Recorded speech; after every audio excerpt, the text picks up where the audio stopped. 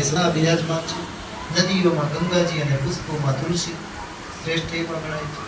તપસ્યા, સંકલ્પ અને પૂજા વગેરે બધા શુભ કર્મો એમનાથી જ સંપન્ન થાય છે। પ્રકૃતિ દેવીના એકબીજા મુખ્ય અંશનું નામ દેવી જરત્કારો છે।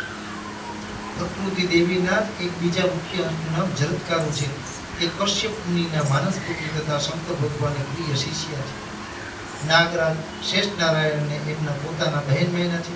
ભરતખંડમાં જેટલા તપસ્વીઓ અને તપસ્વીનીઓ થયા છે એમાં સૌથી શ્રેષ્ઠ છે પ્રકૃતિ દેવીનો એક અંશ, અને માતૃભાવમાં પરમ શ્રેષ્ઠ એ દેવીને દેવસેના તથા ષષ્ઠીના નામથી પણ ઓળખાય છે।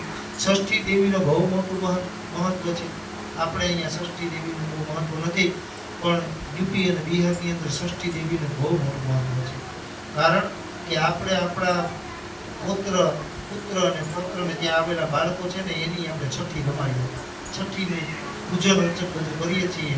આ છઠ્ઠીને આપણે બહુ મહત્વ નથી આપતા, પણ ષષ્ઠી દેવીનું પૂજન એ કાર્તક માસની છઠ જે આવે ને લાભ પંચમના બીજે દિવસે, ત્યારે યુપી બિહારની અંદર ષષ્ઠી દેવીને પસંદ કરવા માટે પોતાના પરિવાર, પોતાના કુળની કુળવધુઓની પોતાના પ્રસૂતિની વખતે જે વેદના થાય એ વેદનામાં મા ભગવતી ષષ્ઠી દેવીને પ્રાર્થના કરી અને વેદના ઓછી થાય એવા માટેના પ્રયત્ન કરવા માટે ષષ્ઠી દેવીને પૂજન કરવામાં આવે છે। બાળકના જન્મના 6 દિવસે સૂતિકા ગૃહમાં આ દેવીની પૂજા પણ કરવામાં આવે છે।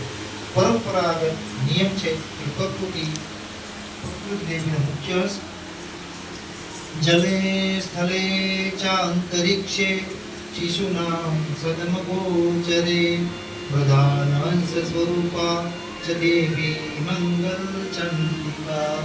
જળમાં, સ્થળમાં, આકાશમાં, ઘરમાં બાળકોના કલ્યાણમાં સદા રહેનારી મંગળ સ્વરૂપા મંગળ ચંડિકા પ્રકૃતિ દેવીનો મુખ્ય અંશ છે।